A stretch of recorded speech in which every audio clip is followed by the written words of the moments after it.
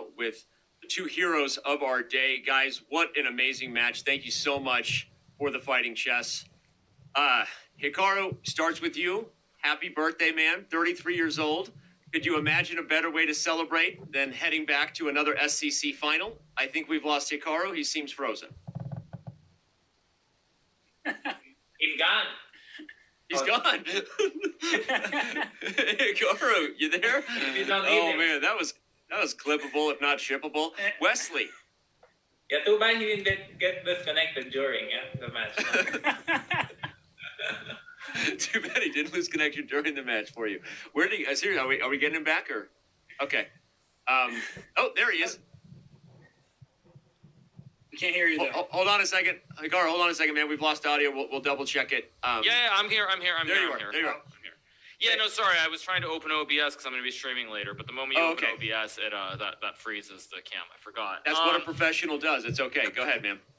Yeah, so what I was going to say is, yeah, I mean, I think I'm very happy to win the match. But in all seriousness, I mean, a lot of credit goes to Wesley. He played a very good match, and I think in many ways he was the better player in the match. It's just at the end of the day, there were a couple of missed opportunities I felt for him, and the 5+1 and 3+1, and then the bullet. I was just a little bit better, but I thought he played great. So hats off to Wesley. But certainly playing Magnus again will be fun.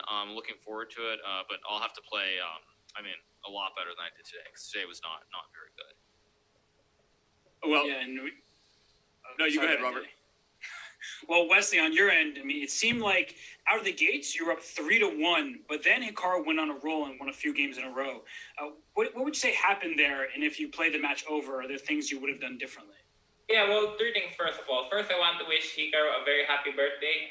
We wish you all the best, and thank you for popularizing chess and for doing a good job on your Twitch and streaming. It really is a big deal now that chess is moving online. But first, we wish you a very happy birthday, and may this be a good year for you, and many more to come.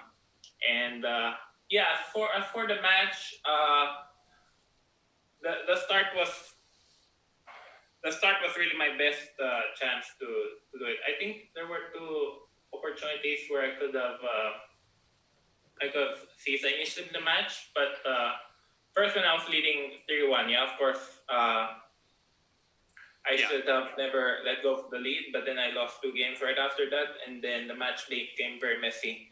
And also losing the 5-1 portion was critical. And also I must say the last game of the 3-minute portion in this Sicilian game, that was very critical, because if I had won or drew that game, I mean, if I won that game, I'll be +2, and it doesn't matter. I'll lose the bullet portion for sure. But if I'm +2, I have at least a small cushion. But losing that game, really in the last game, the 3+1 portion was a big blow. Because coming to the match, I knew for sure I was gonna lose the bullet, so I needed that +1 or +2. +2 is necessary in order to have a chance, but it didn't happen, and that was the turning point of the match. But of course, Hikaru played very well today. He made some blunders in the Berlin opening with both colors in the first few games, and also losing that piece in the well-known theoretical line was crucial.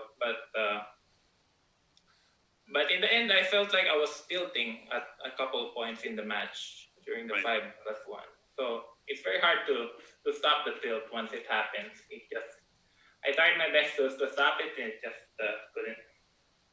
But Hikaru, back over to you, and staying on the X's and O's you guys were discussing, because like you said, right, you felt like maybe there was some, you maybe didn't feel like you had your best chess today, and that Wesley maybe missed some opportunities, but you managed to keep it together. So talk about how you avoided tilt in those cases, right? With some of the missed tactics that happened, where you, I mean, regardless of how you felt about your chess through the blitz, the match was tied headed into bullet, which if I remember last year's final, you were actually down in the match headed into bullet last year, right? And came back. So you were still doing well on the scoreboard.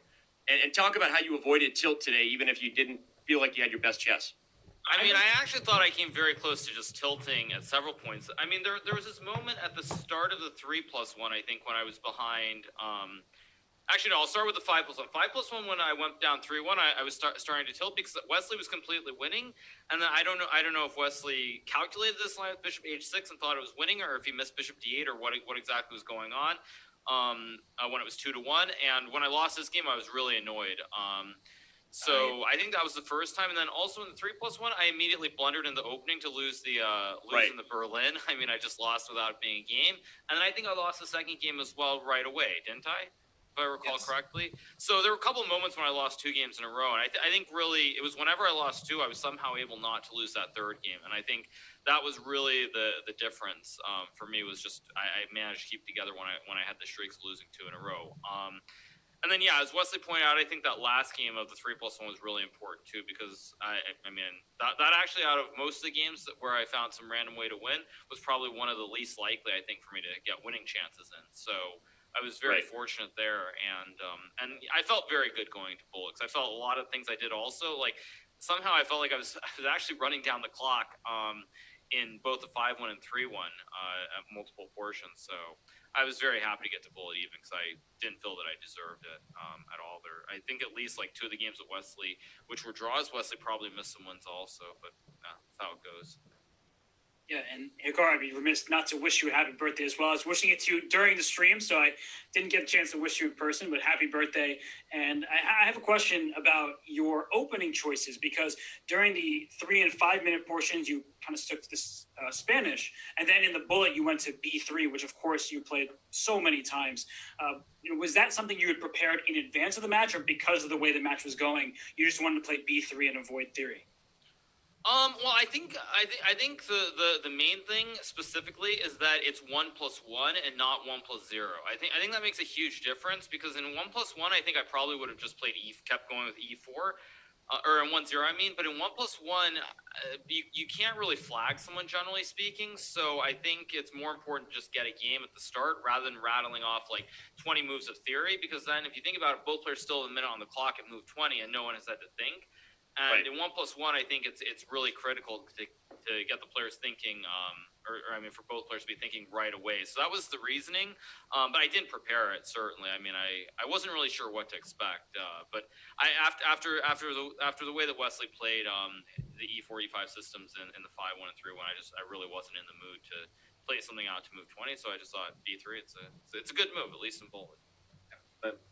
Well, Wesley, back over to you. You've had some great Speed Chess Championships, and you've only ever lost to 2 guys. They're named Hikaru Nakamura and Magnus Carlsen, right? And so, not bringing that up in any way to rub it in. I mean, you're an awesome person and always humble in defeat. And so I just have to ask, what do you feel you need to do to get over the hump, right? There's the bullet portion that seems to kind of get you. And we know you were practicing a lot of bullet this week. Robert and I talked about it in preparation for this match. So, and your thoughts, what do you need to do to jump over and leapfrog, whether it be Hikaru one year or Magnus another? Yeah, I mean, I was practicing a lot of bullet games generally before my speed chess matches. But against Hikaru, I don't think it would matter that much, because his rating is 3,500, yeah, around 3,450. Well, mine goes around 3,000 to 3,100. But I feel even if I practice for 2 weeks straight, I don't think it would make much of a difference, because not only Hikaru very fast, but he's also very good in the end games, and he finds accurate moves and he finds the wins. So I mean, there are bullet players who just play fast, and there are bullet players who play fast and play good chess, and that's very difficult to deal with. But 2 things. So first of all, I was actually very disappointed when I saw that Magnus played in this year's speed chess. Yeah, so I was like, okay, I won't play Hikaru until the finals, maybe I'll play Maxime in the semis, and then I saw that Magnus finally accepted. Yeah, so that was the first thing. So we were all disappointed he accepted. Okay, no, I'm kidding. That's a joke. Yeah, I'm sure you guys are very happy, but I was actually very disappointed. Yeah. It's the way this guy. I mean, yeah, and then since I'm number 4 seed and Hikaru is number 1, so I have to be on the same bracket as him, yeah, fortunately. But yeah, I don't know. At least I made it a match today. I'm not very disappointed actually, because coming to the match, I knew I was the underdog. Probably had like 35 or 40% chance to win, and to make it this close and to win the last 2 games is I'm very pleased with. So coming back to your question, maybe we'll have to wait for Hikaru to get a bit older. And then Yeah, but slow down I mean, into but it. Wesley, I mean, you beat Magnus in the event that mattered. So I mean, Yeah, well, I was just gonna let me follow up on that because you just beat Magnus in a you beat Magnus on his birthday. You failed to do it today with Hikaru, but let me ask: Are you feel like you're a stylistically better matchup with Magnus? Would you have rather have played Magnus in this event? I don't know. The last week Magnus hasn't been very convincing. I mean, he won against Artemir, but his games were not very convincing. And Hikaru is much higher rated on the bullet portion. So right now I'm actually not sure who's tougher opponent, Hikaru or Magnus in the speeches. But one thing for sure, I'm going to take the day off on Saturday and watch the finals. It's most likely gonna be Magnus against Hikaru, so I'm very excited and thrilled for that. And yeah, again, I wish Hikaru all the best and give your best on Saturday, Fresh Magnus. thank you. MVL is rolling over in his grave right now, I guess. But the way we're all, but that's kind of how it is, I guess. But anyway, Hikaru, like you said, you were at Kickstart OBS. We will be rating you here, and I'll just give a final shout out. We still have 30,000 on Twitch. We've had record viewership all day to tune in for you guys. Peaked at more than 36 and more than 18,000 on YouTube itself. So thank you to the fans as well, and stick around to watch Hikaru's stream. I guess I'll just echo Wesley. Hikaru, best of luck on Saturday, regardless of who it is. And Wesley, thank you again for yet another great Speeches Championship run and great interviews as well. Thank you, Dan. Thank Happy you, guys. birthday, Hikaru. All right. Well, it's fun. Actually, I really enjoy the interview there with Hikaru and Wesley. I feel like the pair is a enjoyable pair, and another pair that seems to be talked about on screen a lot is Dragon B70 and Indian Lad, and Yavra Kurt, right? Those three guys. Well, apparently they need the money and they're getting it, so good for them.